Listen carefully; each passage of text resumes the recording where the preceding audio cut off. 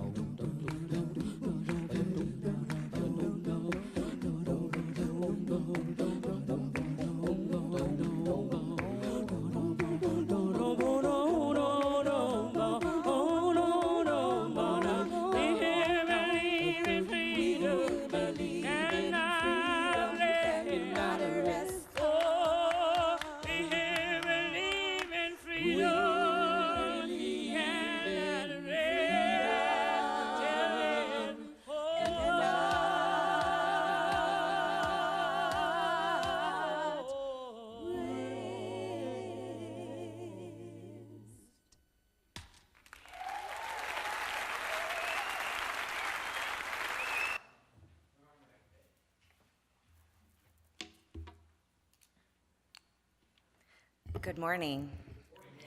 My name is Amanda Newton, and I serve on your Board of Trustees. My pronouns are she, her.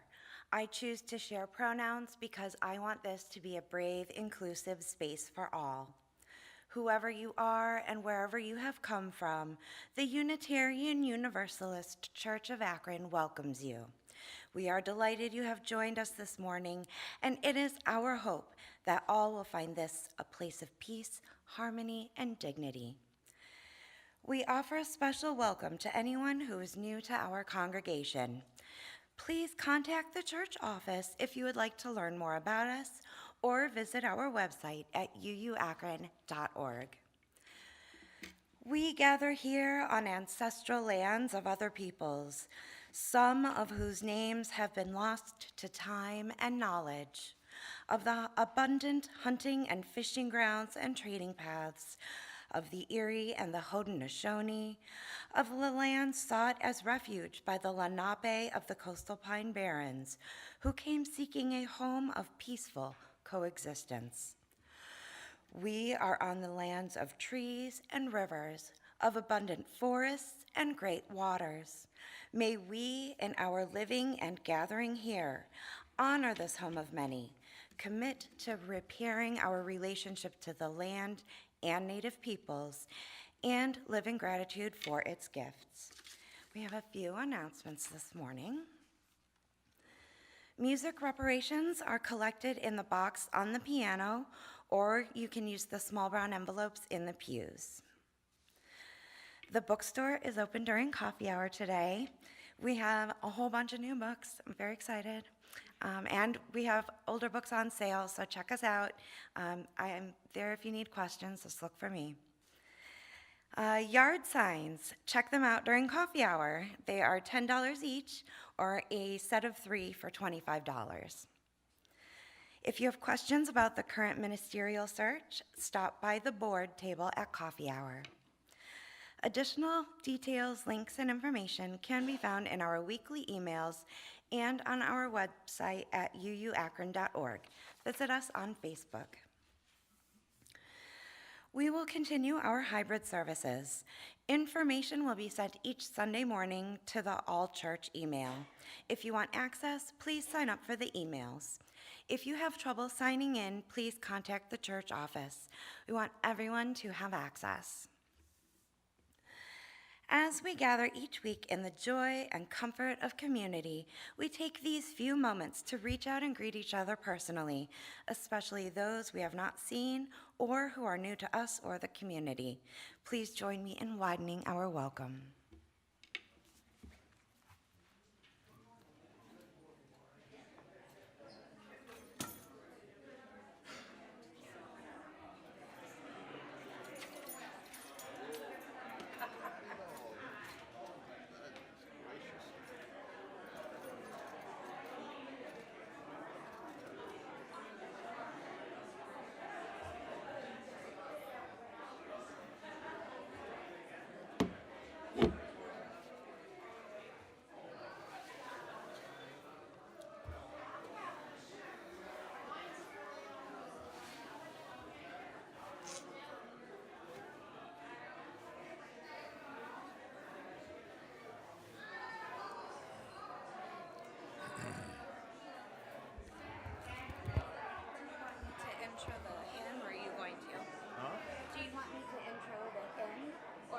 Oh, I will.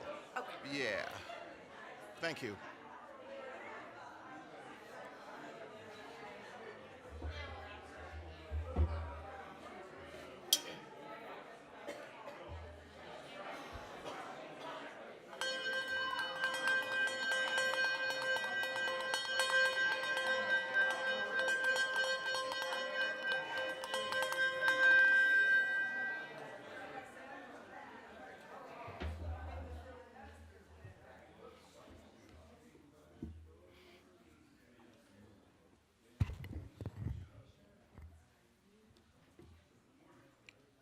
There's one additional announcement in which we have is the fact that I am not Elizabeth Reilly. Elizabeth Reilly was supposed to serve as our worship associate, but Elizabeth had felt ill. So keep her in your prayers, folks, and some good vibes. Thank you. I ask if you are willing and able that you could stand and you could sing hymn number 149, Lift Every Voice and Sing. And keep in mind the fact that this song, it was written as a poem by James Weldon Johnson, and it was put to music by his brother, J. Rosamond Johnson, in the 1900s. So this song is over about over 100 years old.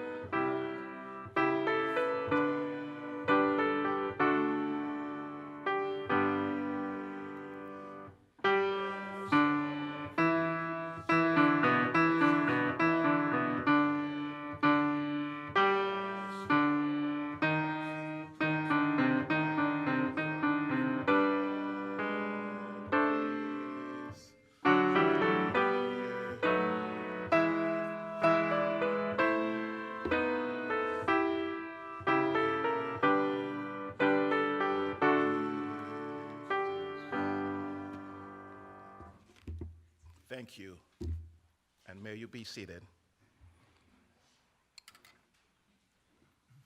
This invocation of which was prepared for you, the theme of it is freedom is a practice. We gathered on this weekend of fireworks and flags, of cookouts and parades, to ask what freedom really means. Not freedom as a fixed thing, but freedom which was once and finished. But freedom is a practice renewed in every generation, demanded by those still waiting for its promise to reach them. We come together as people who love this imperfect place. We hold its ideals close to even to some as to which we name as failures, who believe that liberty is not a possession to defend, but a covenant to extend wider and always wider until it includes everyone. So let us light no fire of certainty here, but a flame of honest hope for the freedom worth celebrating, because it is still being built by hands like yours and mine. Let us worship together. Our chalice lighting is also carrying the theme of freedom. It speaks to the chalice of possibility. We light our chalice every Sunday morning as a symbol of the light of reason, the warmth of community, and the fire of commitment towards justice. Today, on the 5th day of July, after the 4th day of July, I want to suggest that we think of that flame as something that Frederick Douglass would have recognized. It is a flame that refuses to be extinguished by compromise or comfort mythology. It is the flame that kept burning in the meetings of the Underground Railroad, in the print shops where Douglass had ran a North Star, in the churches and the living room where abolitionists had met and also plotted a more perfect union. It is the flame that says, I will not celebrate freedom I cannot share with my neighbor, and I will not rest until that promise is kept.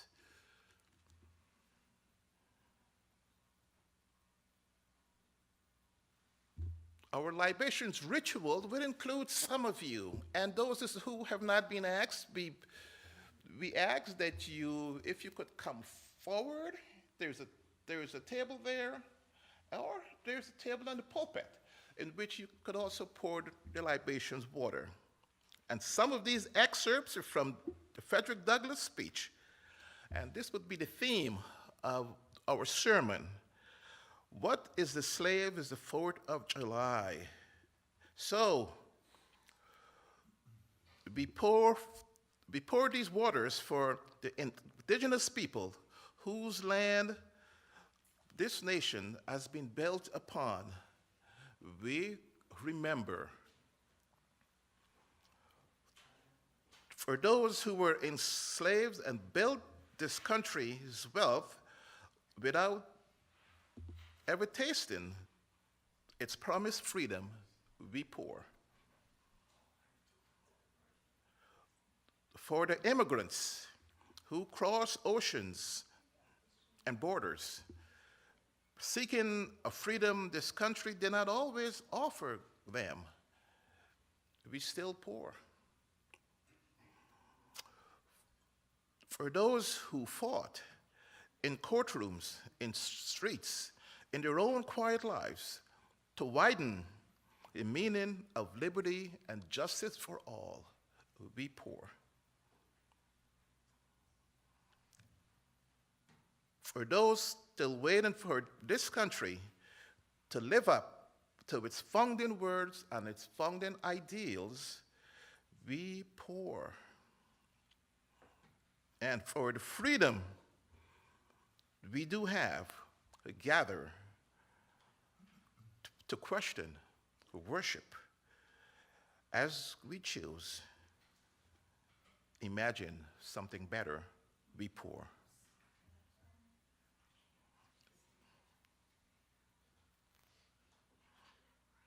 We remember and we honor and we carry this forward as we have our last pouring. And, oh, I was just told there's one more. we pour. Ashe, as we pour. Thanks, y'all.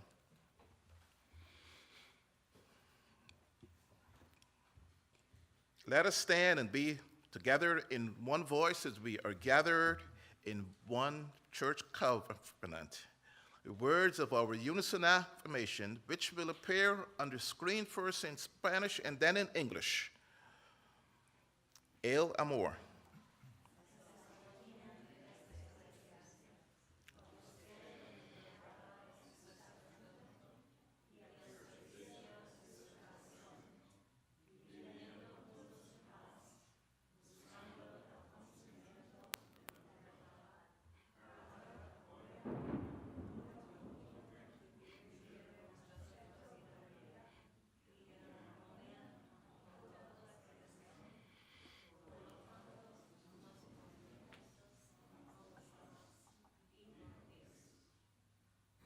And now in English.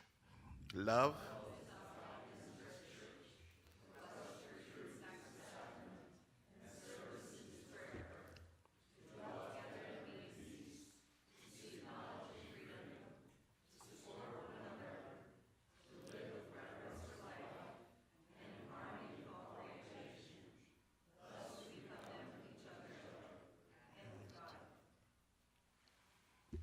May you be seated. And now we will sing our children out with our children's song. As you go.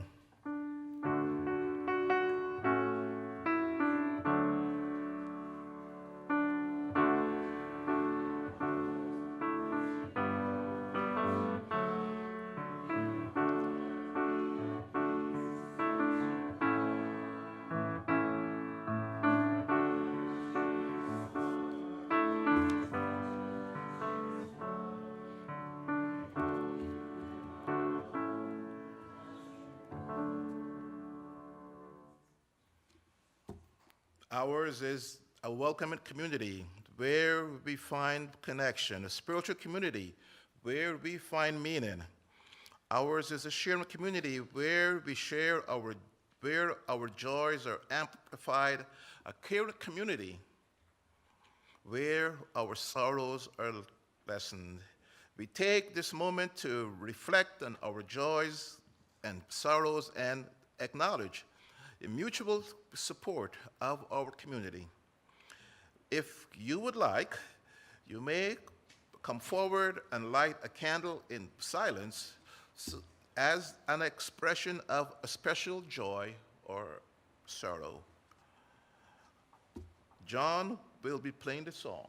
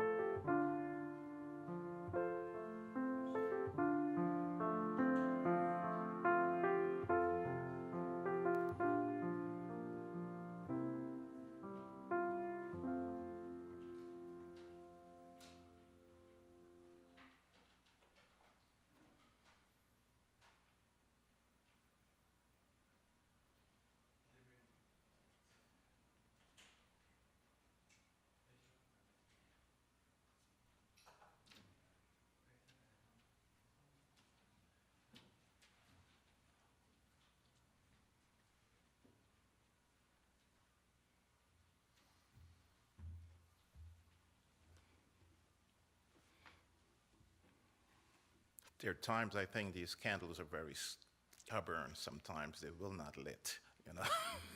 So,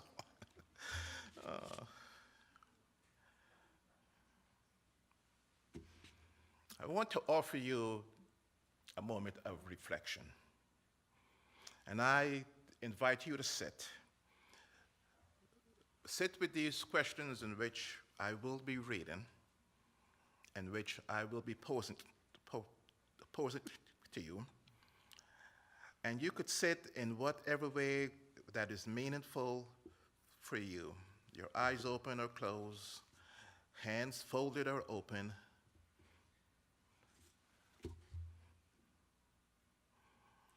What does freedom mean to you? Not as an abstraction, but something lived, something embodied. Who in your life has shown freedom most fully? Who has known it at least? When you think of the promise of this country, all are created equal, who do you see within that promise? Who is being left out historically? Who is left out now? What is one thing you are willing to do, one concrete act, to make that promise more real for someone and for yourself who has not yet have what you have or what you may have?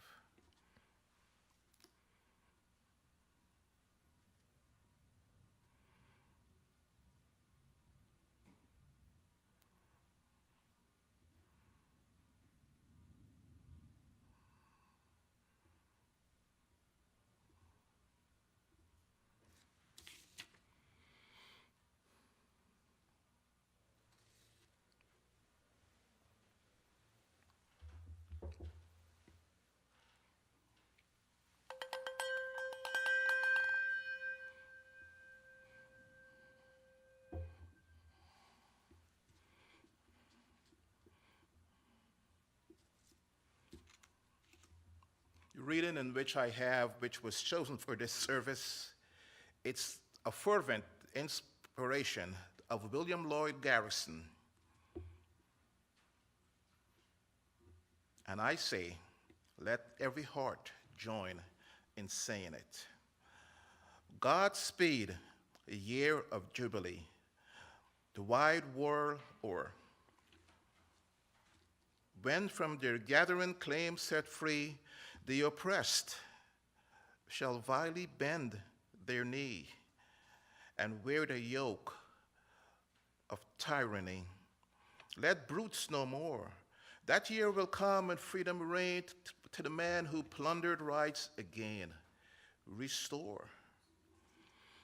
Godspeed the day when the human blood shall cease to flow in every clime be understood, the claims of human brotherhood, and each return for evil, good, not blow for blow. That day will come, all feuds to end, and change into a faithful friend, each foe. Godspeed the hour, the glorious hour, when none on earth shall exercise a lordly power, nor in a tyrant presence cower, but to all manhood stature tower by equal birth.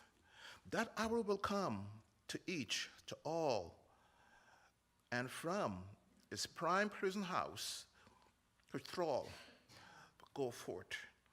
Enter that year, enter that hour, when they will arrive and when you will arrive. With head and heart and hand I'll strive to break the knot and to remove that rod and rend the gyve. His spoiler of his prey deprive. So witness what you may call heaven, and never from my chosen the post, whatever the peril or whatever the cost, be driven.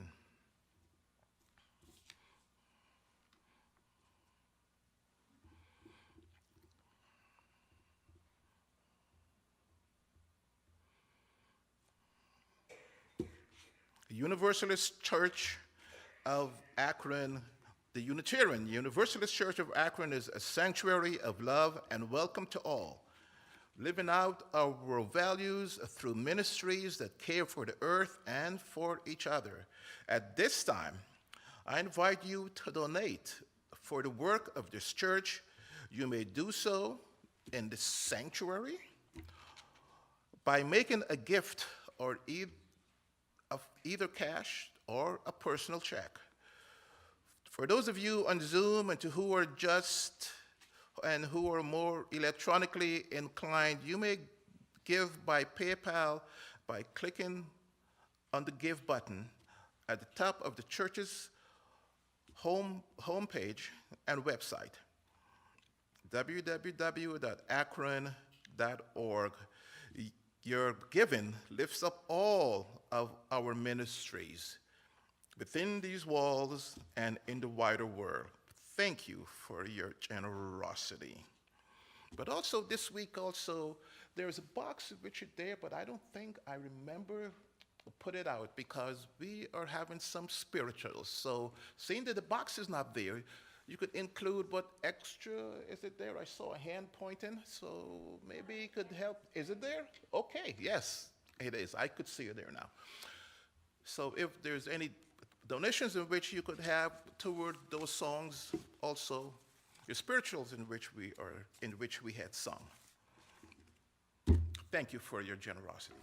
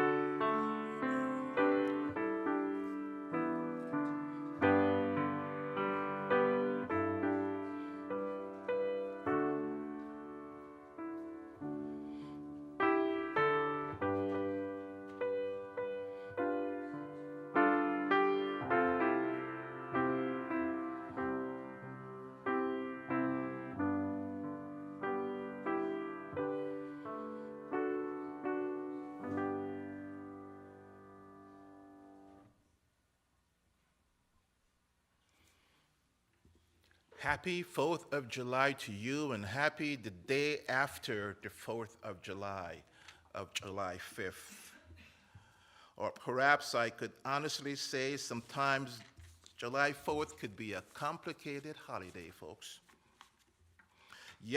Today, across this country, there will be families as to who will be gathering or had gathered for this semi-quincentennial. There has been, or there will be, fireworks and more flags and parade and picnics and the gathering of family and the smell of charcoal and the smell of hot dogs. You know, I love Sam's hot dog, but I don't go there for that mostly. The sky will be lit up over a lake or a stadium or within a parking lot, a small, ordinary, real joy that does not need to be apologized for. And the ritual of rereading We hold those truths to be self-evident. It is a day that invites us to celebrate the founding ideals of this nation: liberty, equality, and the consent to be governed. A quote that was in the New York Times on Friday, and the quote was, "One nation, many in America." It didn't say country, but it said in America. Some of us, when we are gathered, might even recite the Henry Wadsworth Longfellow poem, Paul Revere Ride. Though, as what you have noticed and what you have heard, I want to bring today, not with the fanfare, but with a question. 2 weeks after Juneteenth had passed, we have what is called a Liberation Corridor. Right? You have Juneteenth, we have July 4th, and that question had hung over this country at every 4th of July since long before any one of us have been born. Whose freedom are we celebrating, and who is still waiting for theirs? What to a slave is the 4th of July at this moment? It is a question that does not arrive on its own. Someone had to ask it aloud in a room where it would be far easier to let the holiday pass unexamined. Although, this morning, I want to ask us if we could sit and we could ask what it means for us, what it means to be gathered here almost 170 years later, still working out what freedom means, what love requires of us. And some of us may have come here with that trepidation,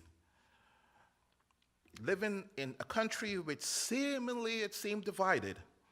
The parts of us we look forward honestly as far as having a good time. And we don't want to be shaken with this discomfort of what this day claims to celebrate, set against what we know of who have been freed in this country and those who have not been freed. As people, though, I hope that we believe in truth-telling, because truth-telling is a spiritual practice. And so on this day, as most days, we are called to hold that harder question alongside the celebration in which we're having. Let's go back in history a bit. On July 5th of 1842, true history, Frederick Douglass was invited. He was invited to give a speech at the Rochester Ladies Anti-Slavery Society. Remember, ladies, anti-slavery. And he was told he could give the speech on the 4th of July, but he said, no, I'm not going to give the speech on the 4th of July. I'm going to give the speech on the 5th of July, and how ironic today is the 5th of July. I'm not saying that I'm Frederick Douglass, by no means, but just that carrying those words out. And what did Frederick Douglass do? Frederick Douglass quietly moved on with the speech to the 5th. The 5th of July for precisely those reasons that he did not want to overshadow the 4th of July. But what he wanted to do was to highlight freedom and celebrate that freedom is not exactly shared by all. Keeping in mind that slavery was not abolished in New York State until 1827, although it was kind of written in 1819, but it was not, 8 years later. And this is why you could see that freedom corridor when we think of Juneteenth, because Juneteenth, it was in 1865, if I am dating myself correctly, that the fact that the slaves in Texas had known about freedom, but it was actually in about and they were actually freed in about 1867.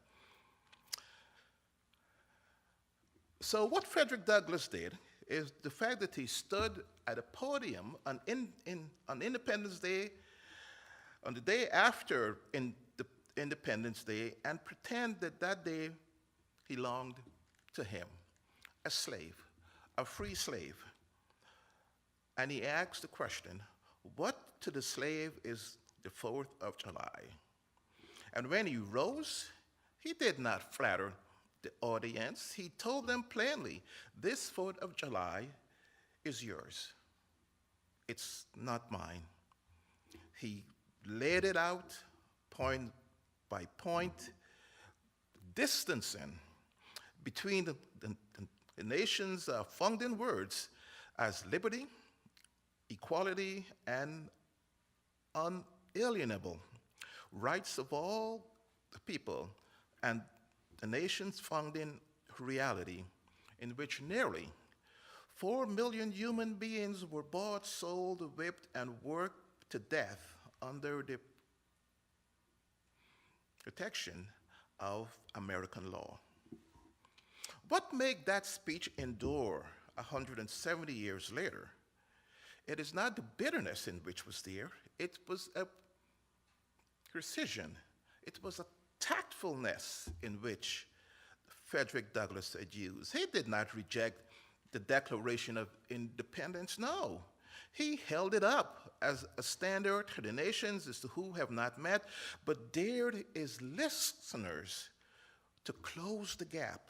He believed in the document. He simply refused to let anyone use its language to paper over its truth. And I encourage each and every one of us, if you have a chance, kindly read what the Declaration of Independence say. You will come to that same observation. Although today we sit with that question, not in any form to diminish the holiday in which we have, nor to replace celebrations with guilt, but no. But it's because we are Unitarian Universalist. And our Unitarian Universalism has always believed that a love of any person or institution must be honest love, a love at the center, a love which is honest and which requires that we see things clearly. And this is what Douglass did. He did not stand outside of history to condemn what it was, no. The fact that he stood inside of what history was. He was a prophet, and that is what prophets do. They stand inside of a fact. They stand there lovingly enough to demand that it become what it has claimed to be. Many times I have heard that Frederick Douglass could have been a Unitarian. Who knows? Although he had worshipped at an African Methodist Episcopal and other black Protestant traditions. He believed in the dignity of every human being. He believed that conscience was the highest authority. He believed that reason and moral courage could transform a nation. Not a country again, a nation. Justice, equity, transformation, pluralism, interdependence, not independence, generosity, that are so deeply rooted within the values in which makes us Unitarian Universalists. universalism. As he said, "This 4th of July is yours, not mine. You may rejoice, I must mourn. To drag a man in feathers into the grand, illuminated temple of liberty and call upon him to join you in joyous anthems were inhumanly mockery, and also sacrilegious of irony."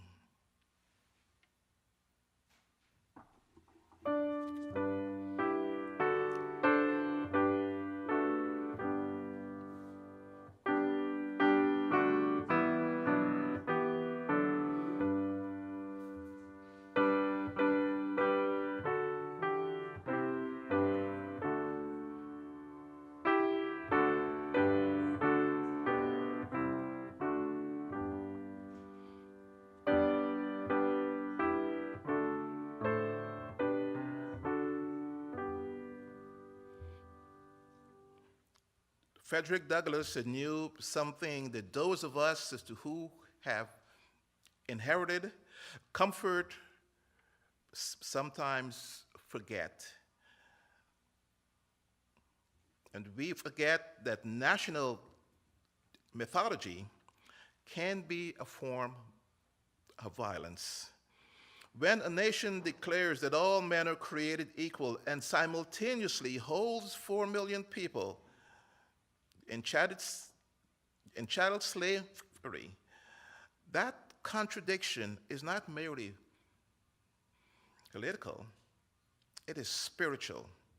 It is a wound in the soul of the republic. Again, I must say the fact that Frederick Douglass did not doubt the Declaration of Independence. It was a magnificent document. He called it, in the same speech, a saving document. He believed its promises could one day be redeemed, but he refused to let the rhetorical beauty excuse the brutality in which he himself was a part of. He said, "The existence of slavery in this country, it brands your republicanism as a sham, your humanity as a base pretense, and your Christianity as a lie." Those may be harsh words, but they were meant to be. They did not do Douglass justice by softening them for our comfort. And yet, as it is crucial, Douglass himself, he did not despair. His speech ended not in condemnation, but in a defiant hope. He looked at the forces of abolition, which was being gathered, at the contradictions of slavery becoming impossible to sustain, at the arc of history, and be declared that justice was coming. He believed in us, the capacity of human beings, human institutions to grow towards better selves. And that belief is what made him not just a critic, but also a patriot. So we are gathered here 170 years later. The Civil War has been fought. The 13th Amendment abolished chattel slavery. And the 14th Amendment is still being hassled over. 170 years. The civil rights movement have transformed law and consciousness, and it's being gutted.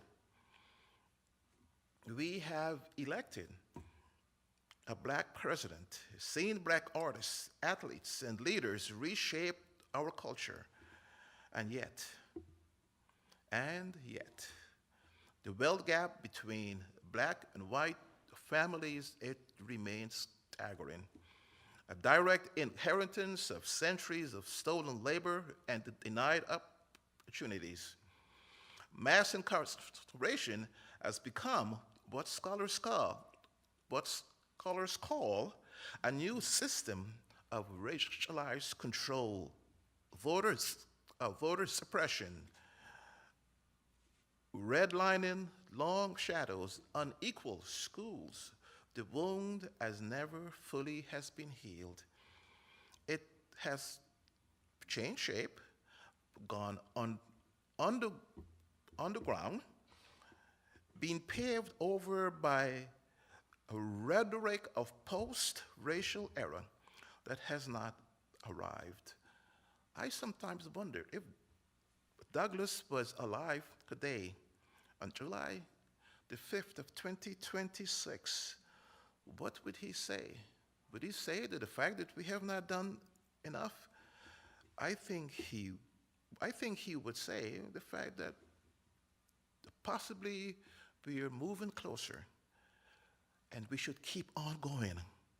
And that is what our Unitarian Universalists call.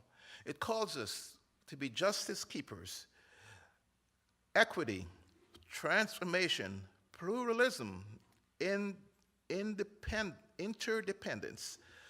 Those are not decorations, my friends. Those are demands. Those are a measuring rod against which we hold ourselves, which we hold our congregation, which we hold those who sit in our pews. And those of us who are in this nation. While researching for this service, I ran across a term in which I kind of fell in love with. It says the spirituality of honest patriotism. The spirituality of honest patriotism. And some of us will ask, is this an appropriate message for the day after independence? Shall we not simply celebrate? I want to suggest that what Douglas practiced and what we're called to practice is a deeper, a more demanding form of patriotism than flag waving allows. It is the patriotism of the prophets, which also sees patriotism of a lover. We do not love our children by saying that they have no faults.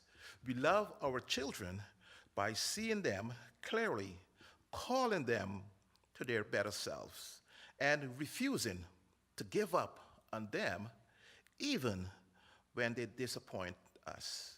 A nation is not different. To say the fact that we have not kept our promises to all people, that is not anti-American. That is the most American thing that we could say. It is what every great reform movement of this country has always said, from abolition days until now. And Unitarian Universalists, my friends, they have a history of abolitionists. When we think of William Channing, an earlier voice of American Unitarianism, wrote and preached against slavery as a moral wrong grounded in his conviction, a conviction that still runs underneath everything we say about our inherent worth and dignity, that every human soul carries that divine capacity for growth and dignity and to be valued. Theodore Parker, I'm sure that we have heard this phrase in which Theodore Parker had said, I do not pretend to understand the moral universe, that the arc is a long one. My eye reaches but little ways. I cannot calculate the curve and complete the figure by experience of sight. I can't divine it by conscience. And from what I see, I am sure it bends towards justice. Martin Luther King had taken up those very same words. So, my dear friends, I'll tell you all this not to claim Frederick Douglass is one of ours. He was his own magnificently, but to remind us that our faith has always contained both the Channings and the Parkers, people of real conscience, who nonetheless had to be pushed further for their first instinct to carry them. And we continue to push our faith forward right now. So that people, those who have been marginalized and underprivileged, they will also see the benefit of what those values are. We push our leaders. We push those who are leading us as our congregation. Yes, we lovingly speak with them and tell them that what our faith is calling for is for values that ascends up high. It was interesting to me that when I read the opinion this week of the case that was brought before the Supreme Court of the United States on birthright citizenship, how many times Frederick Douglass was quoted within that opinion. It was over 18 times that he was quoted in that opinion. It's syllabus. So, friends, we are here to both halves of that lineage. And the question that is still worth asking, that we honestly ask ourselves this morning, this moment in love, is which half are we living into right now? Go in peace, work in peace, and return in hope next week. We stand as we are willing and able to, as we sing hymn number 131, I think. Yes, hymn number 131, Love Will Guide Us. And one final note on that song. This song was previously called Olympia. It was written after Olympia Brown, the first woman to be fully ordained in America in a Universalist church. So let us sing Love Will Guide Us with fervor.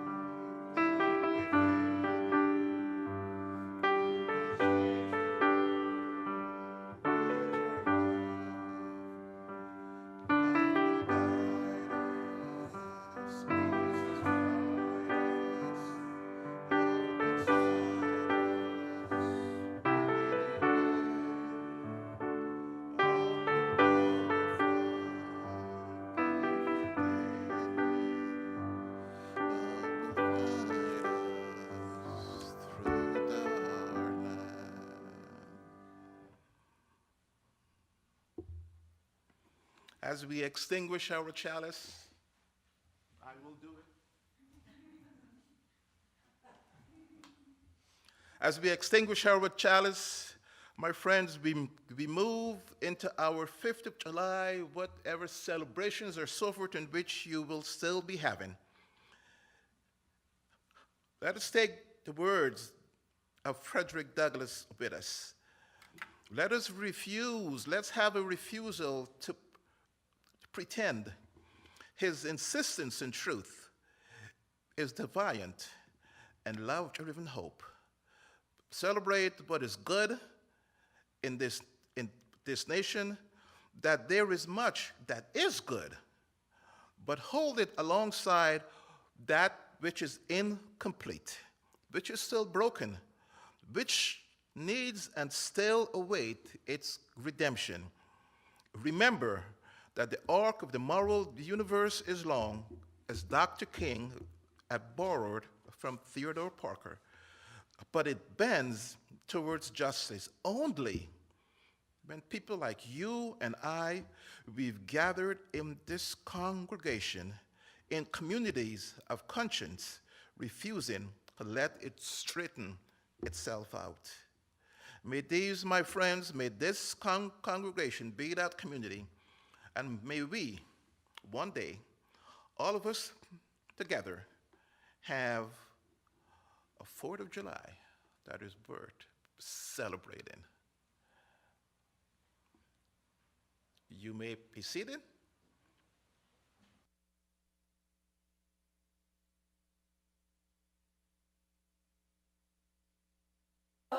That I have, the world didn't give it to me. Oh, this joy that I have, the world didn't give it to me. Don't you know that this joy that I have, the world didn't give it to me.